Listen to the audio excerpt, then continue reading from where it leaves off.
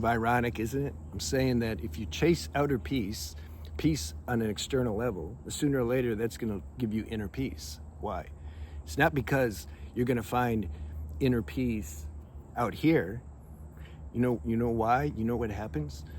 Because we all have this karma, these desires, we're born with that. This is the play.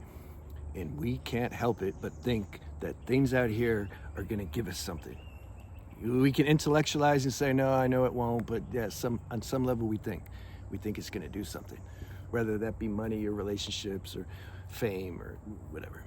So you go pursue all that. Write a list of all these things that you think is going to give you something, and then you go pursue all that. Live your life full. I'm a very big proponent of living your life full. I outgrew this life in my late 40s. I was just done, because I'd done everything I could do. It's like I didn't even start sleeping until I was 40. I was busy, handling stuff, doing stuff. And you get to where you see directly, not because you read it, not because you believe it. Belief is so weak compared to actual realization. You see, like, all these things you've done everything you wanted to do. Or at least, sometimes you don't even need to go do it. You just start the process of trying to achieve it, and then you realize in the middle of that, you're like, I don't have any energy for this. This isn't going to do anything. Good, that's a success. Cross that off the list. That karma's been burnt. When you do that with all these things, that all your desires, when you experience those, you're left with like, damn, why am I even here? Like, what's the point of even being here on this planet? Everybody's chasing things and doing it, like, and I'm like, I don't, like, it's all, like, you've seen through all that. You can't, there's no energy to do that. You'd rather go to sleep. And then you start contemplating, like seriously, why am I here? There's nothing here that can give me anything. Yeah, I enjoy, sure, for, whatever, but like it doesn't give deep contentment and satisfaction. And then, see, if you're really there like that and you contemplate that, then some higher knowledge, some spiritual tendency will activate and say, yeah, all that's left, the only thing that can give you satisfaction is you bring your attention, can say inside or on God or whatever words you want to say. But because within this realm of duality, you have outer or you have external and internal. You're done with the external. And external also includes lucid dreaming, astral projection. This is still belongs to the external realm of trying to get a kick, get a high or a hit from like having another experience. I went through that too. I was in Thailand when I started experimenting because I was fruitarian, and that's real conducive for lucid dreaming. And I was deep into it, man. If I had a dream, if I wasn't lucid during the dream, then when I woke up, I'd write it down, then I'd go back to sleep, and I was super like devoted to that. And so I had a lot of lucid dreaming experience. Same with astral projection. But it was messing my sleep up after a couple of years or so. I'm like, why am I doing this? Like, what am I trying to get to? Okay, you've experienced it. Now what? What's the big deal? You want to go put on Facebook that you can lucid dream or something? See, this is the thing. Most people do things. Yeah, I discovered this too. Their desires that they have, it's not even really personal. It's not even something they really want to do. They don't know this though. They're doing it so that then they can show somebody, look what I did. So actually, a deeper desire is they want recognition. They want fame. This is what's fueling a lot of their desires. I mean, just look at Facebook. They want to post and show everybody where they've been, and they want to hear the people say, oh, wow. Guys get girlfriends just so that they can have arm candy. So when they go out in public, the people look at them.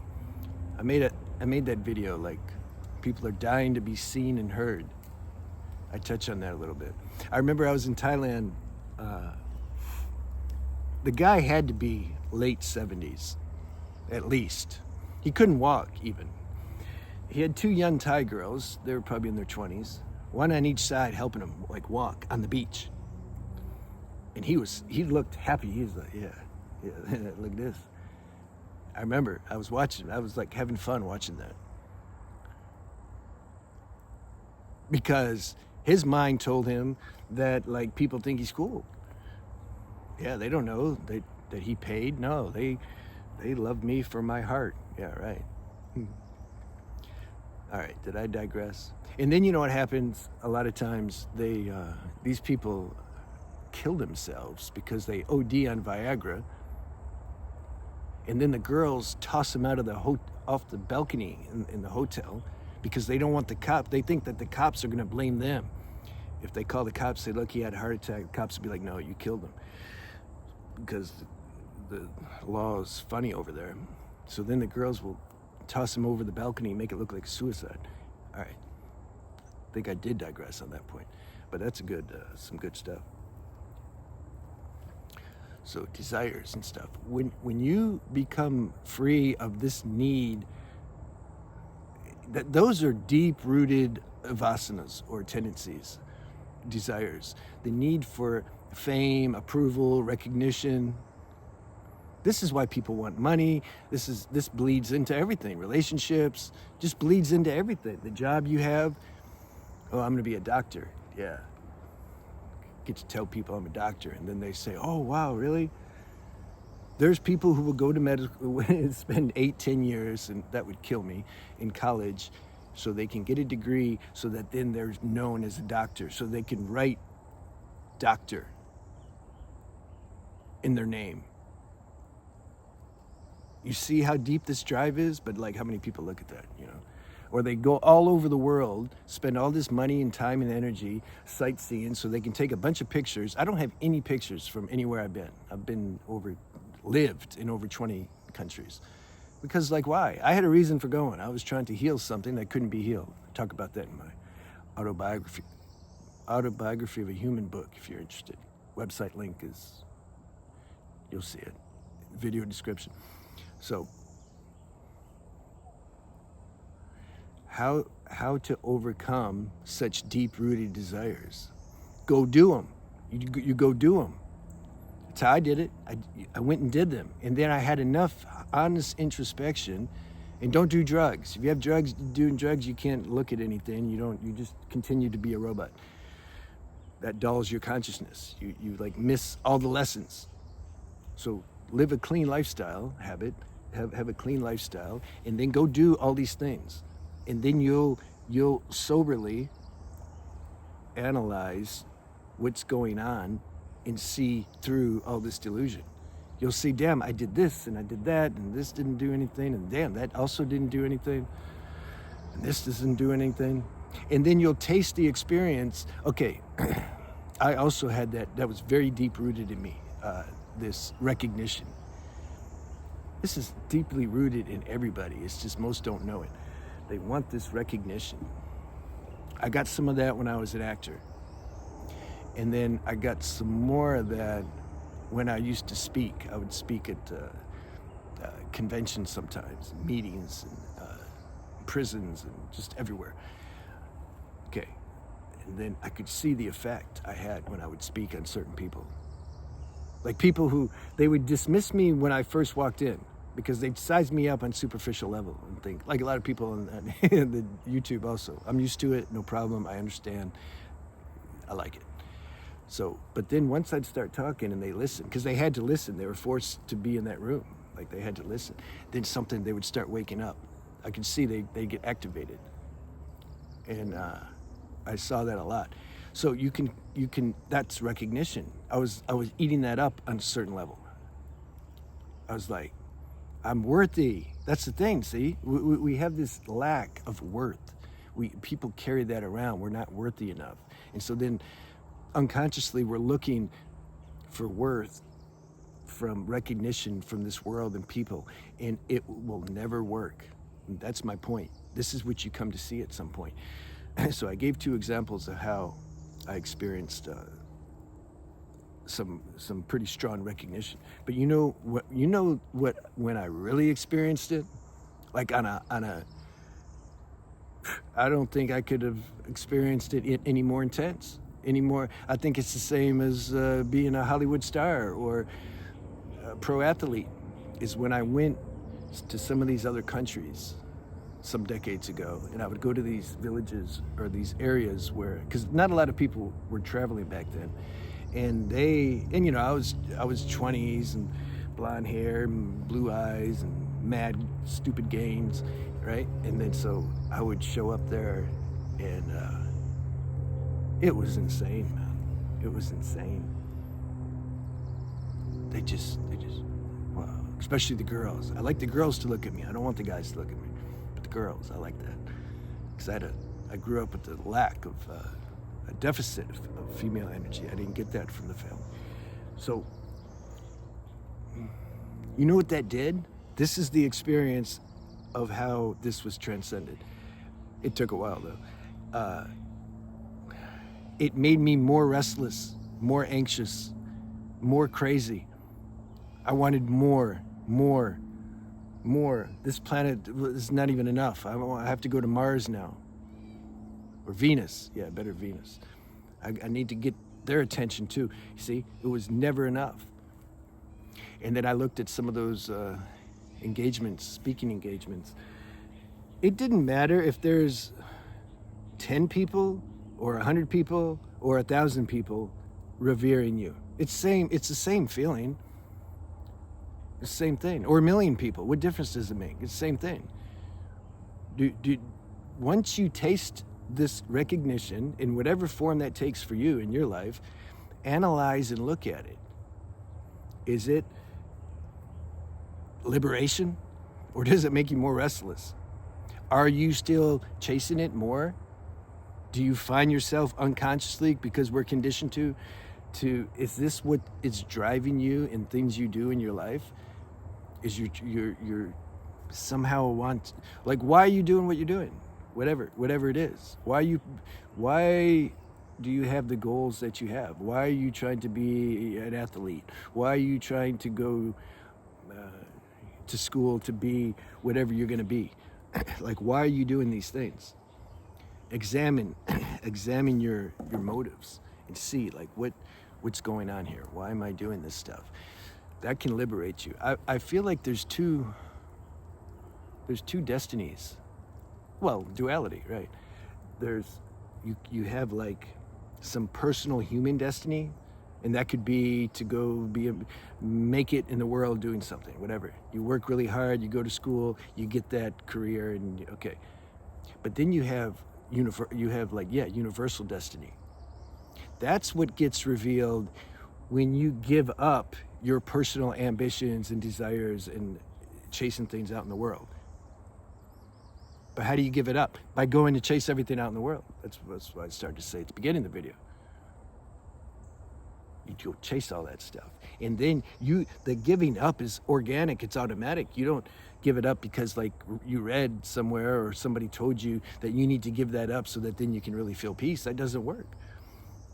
These vasanas, these seeds in your causal body or subconscious mind are too strong, some of them. You need to go experience it.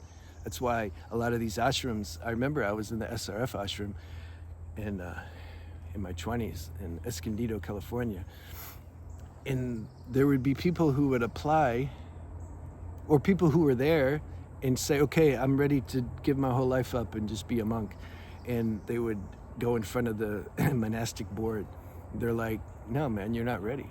You're not ready. You still have worldly karma. You need to go out and see what it's like to have a girlfriend or have sex or go work or whatever. Your mind is trying to bypass that. Can't do it. Can't do it.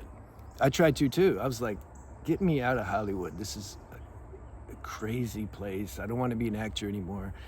I just want to go to the ashram and meditate and be in satsang and do yoga and just like, let's just find God. But I was looking to escape. I wanted the easy way out. Life didn't allow that, because after a few months I got super restless, because it's like that wasn't my destiny, where I should be. There was a brahmachari there, because once you give the vows to be you could say a permanent monk, you give the vows and say, okay, I'm going to be here forever. I'm not, there's no more home, there's no more going, to see family. No, it's like, this is where I am now. There was a guy that, he took those vows, and then he was in his 40s, so he did that when he was 20, and then he was leaving. I don't remember how we ended up talking, but I was like, why are you leaving? I thought you wanted to be a monk. He says, no, it's time to go, man. He was honest, and I saw a lot of monks in there who were restless inside. Why? Because that karma was still rolling around. They couldn't just meditate that away. I'm just going to meditate, get into samadhi, that's going to burn up all my seeds, and then I'm free.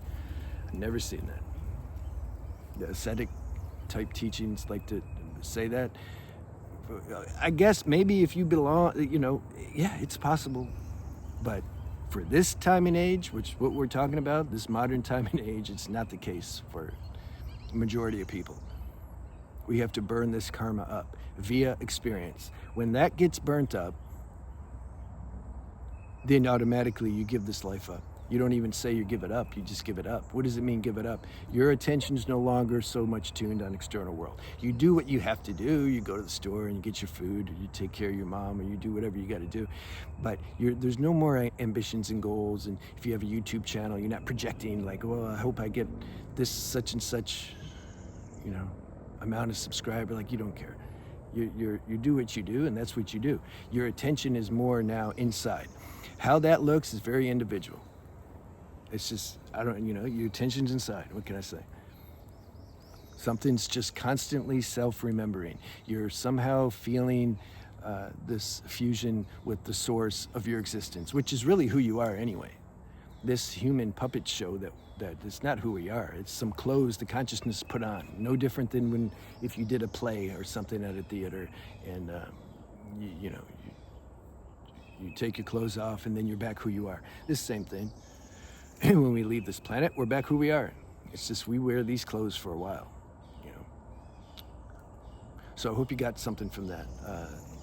This organic piece, you don't have to worry about it. I just my path has always been a little different, man. Because when I was searching for spirituality, people would say you just need to meditate more and do more yoga. I tried that, it didn't work. I need to balance that out with going and having experience and burning the karma directly. I had to do that. And I'm so glad I did it, because I'm I'm done. I'm just done. I'm not a participant in that delusion anymore. I just can't. It's out of me. I can't get sucked into that. It's been there, done that. Cool. It was fun, I think. Well, it lasted maybe, but it's not anymore. It's fun if the situation arises spontaneously. If I'm talking to somebody, or if I find myself in a certain scene or something that may seem ragistic or something, but there's a reason for being there, yeah, I can enjoy it anywhere, whatever, who cares? But I'm no longer pursuing those things unconsciously or consciously, trying to get a dopamine hit. That's burnt out of me. I'm not an experience addict anymore, looking for the next experience. How did I get there? By having so many experiences that I can't count. We have to find our way, our own path. It's already been carved out for us. We just have to pay attention and see, what's my life here? If I want liberation, what does that look like? How is the consciousness guiding me toward that? And don't have any judgment about it. Oh, but they said it's not spiritual. Forget spiritual. It's a concept. You just listen to how this life force is guiding you. You follow that, and you'll be free. We all have our own individual, unique path back to the source, so to speak. All right, I'll see you.